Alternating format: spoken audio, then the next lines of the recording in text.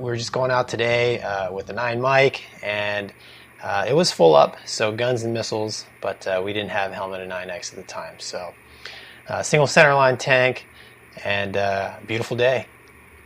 So we set up a butterfly set where the fight's on at the turn-in. I know I've mentioned in my other videos, you know right away who you're dealing with when you're fighting somebody good.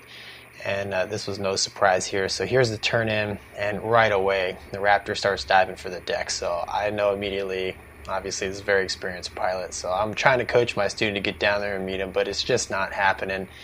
And you guys will see here, basically at the first merge, he has, the GoPro distorts it, but about 45-50 degrees of angles on us already.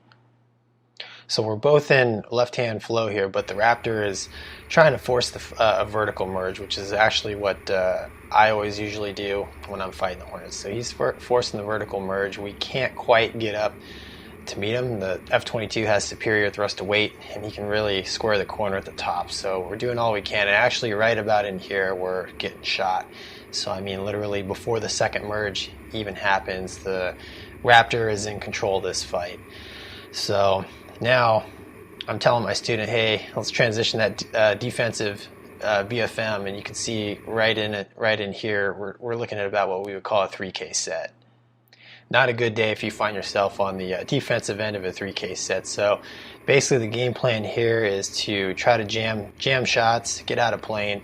So the fight ends up going really aggressive downhill. You can tell here, I mean, a lot of vapes coming off the airplane. We're really ramping downhill here as my student's trying to create angle problems for the Raptor. But the Raptor pilot, being skilled as he is basically in our control zone. So he is just controlling his position relative to us with a series of lag maneuvers.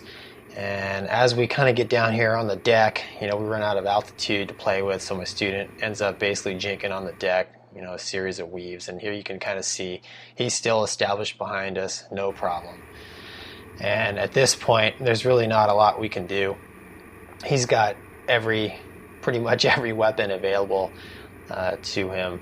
You know, if he was guns only, maybe we could jink and run him out of bullets, or maybe wait for somebody to come scrape him off our tail. But as far as this engagement goes, I mean, we're basically out of airspeed and out of altitude to make anything real happen, and we knock it off here in a few seconds.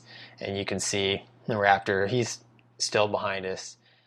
Some of you guys might be thinking, well, Gonky, what would have been different if you would have been flying against the Raptor? Well, I think the outcome would have eventually been the same. I just think I would have survived a lot longer than my student did.